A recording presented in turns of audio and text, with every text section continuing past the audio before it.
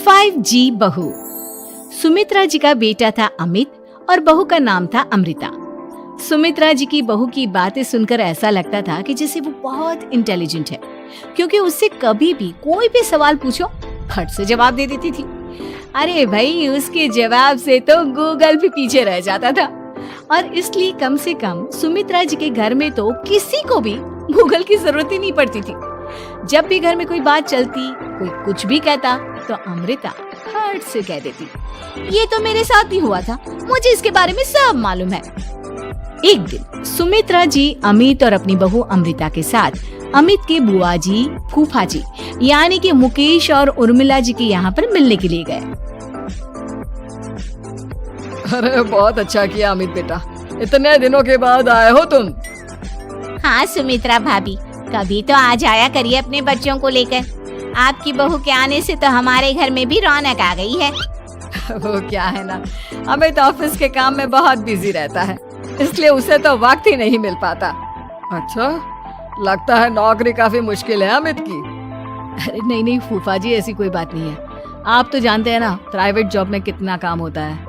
अरे कोई समझे ना समझे, मुझे तो पता है प्राइवेट नौकरी में इतना काम करना पड़ता है कि इंसान की आफत आ जाती है।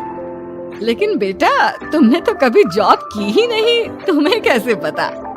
अरे जॉब नहीं की तो क्या हुआ मम्मी जी, सब जानती हूँ मैं। सबसे पहले ऑफिस में जाओ, वहाँ पर अपनी एंट्री डालो, उसके बाद दिन भर सिस्टम पर बैठकर काम करो। चारों तरफ कैमरे लगे होते हैं, आप अपनी नजर इधर की उधर नहीं कर सकते। उसके बाद दिन भर बॉस की चिक चिक सुनो, वो अलग से। यही सब होता है, मुझे ना सब पता है। अरे बहू रानी तो काफी इंटेलिजेंट है, हर बात की खबर है इसको। थोड़ी देर बाद, अब देखिए सुमित्रा भाभी, इतने दिनों के बाद आई हैं आप, खाना खाकर ही जाना, ऐसे तो मैं आपको जाने नहीं दूंगी। वैसे बुआ जी, खाने में क्या बनाया है? वो क्या है ना बेटा, आज तुम्हारी बुआ जी की तबीयत थोड़ी ठीक नहीं थी, इसलिए हमने सोचा कि जब तुम लोग यहाँ आ जाओगे तो बाहर से खाना मंगवा लेंगे और साथ में बैठकर खाएंगे। लेकिन बस प्रॉब्लम इतनी सी है कि मुझे बाहर से खाना ऑर्डर करना नहीं आता। सोचा जब अमित आएगा तो उसी को बोल दूंगी। अरे मुझे आता है ना, मैं कर देती हूँ ऑर्डर। बताइए क्या क्या मंगाना है आपको? इटालियन, कॉन्टिनेंटल, इंडियन, पंजाबी, सब पता है मुझे। क्या बात है बहू, क्या घर में भी खाना रोज बाहर से ऑर्डर करती हो?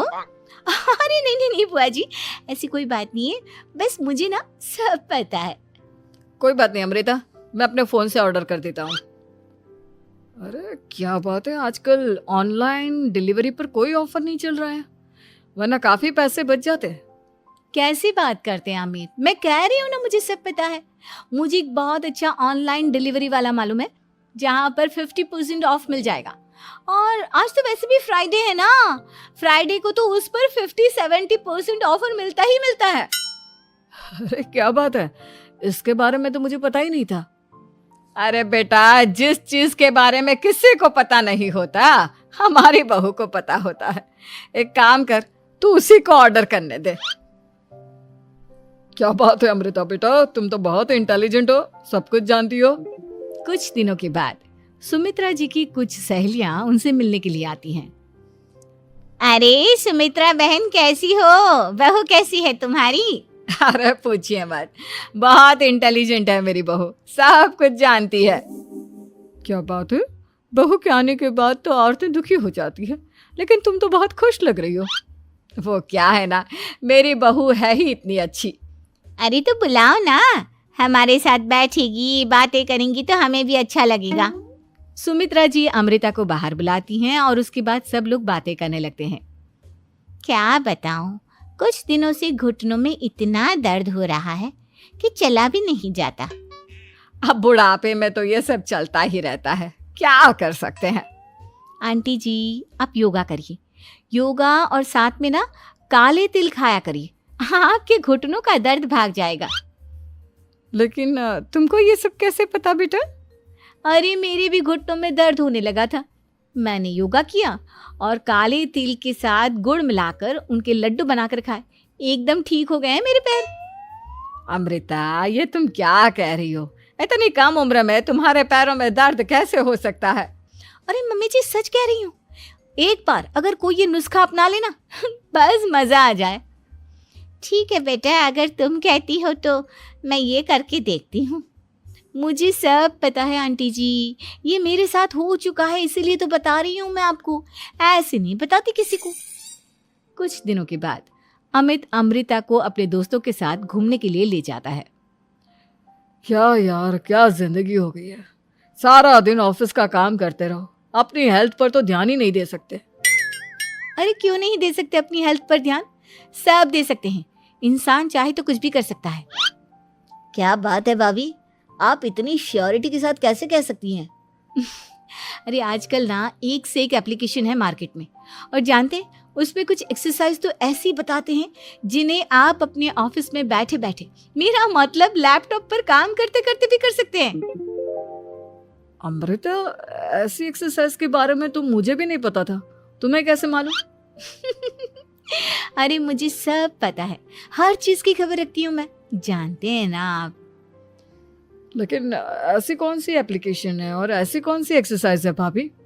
एक मिनट, मैं आपको अपने मोबाइल में दिखाती हूँ।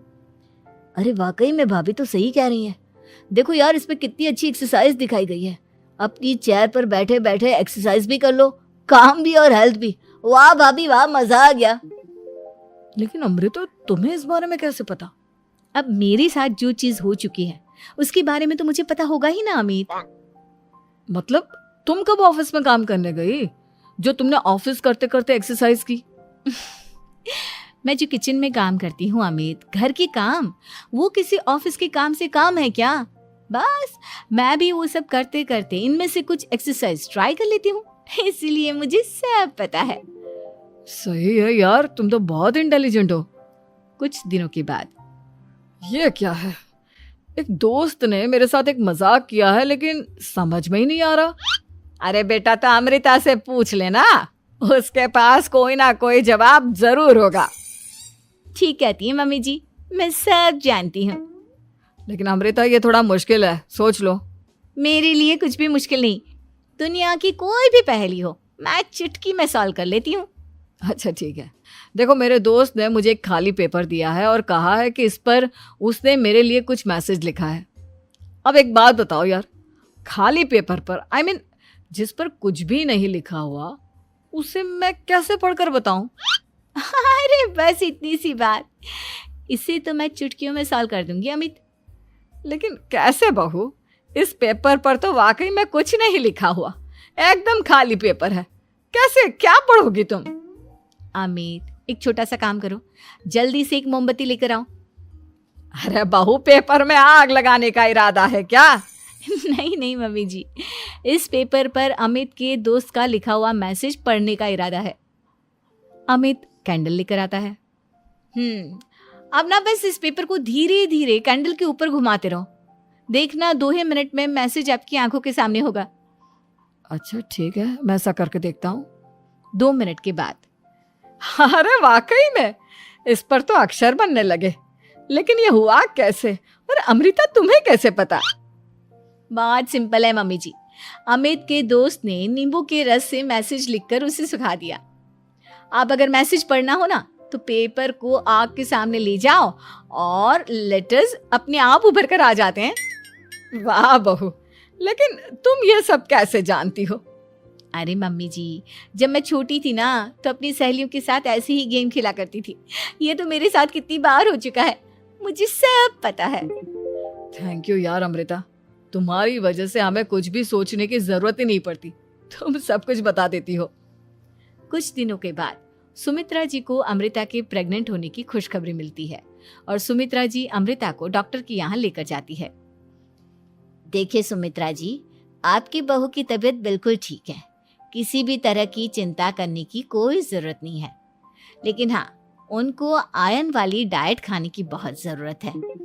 ठीक है डॉक्टर साहब, आप बता दीजिए मैं अपनी बहू को क्या क्या खिलाऊं ताकि उसकी तबीयत ठीक रहे और आने वाले बच्चे की भी। अरे मम्मी जी, इसमें डॉक्टर से पूछने की क्या जरूरत है, किशमिश है, अनार है, पालक है, ये सब खाना चाहिए, आयरन का लेवल बिल्कुल बराबर रहता है। अरे वाह, आपकी बहू तो सब कुछ पहले से ही जानती है। ये तो बहुत अच्छी बात है। देखो, आयरन के साथ तुम्हें कैल्शियम भी खाना होगा। जानती हूँ मैं, अगर आयरन की खाली सप्लीमेंट लेते हैं और कैल्शियम नहीं लेते तो बॉडी उसे अच्छे से एब्जॉर्ब नहीं कर पाती। सब पता है मुझे। बहू ये भी मालूम है? हाँ मम्मी जी, आप तो जानती है ना, मुझे सब पता है। आपकी बहू की बातें सुनकर अच्छा लग रहा है। मुझे ऐसी बहुत कम लड़कियां मिलती हैं जिन्हें इतनी नॉलेज होती है, सारे सवालों के जवाब देती है।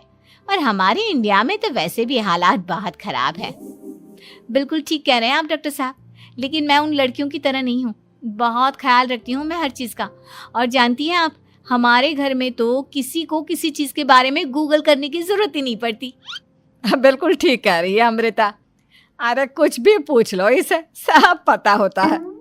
अरे वाह, तुम तो बड़ी कमाल की लड़की हो।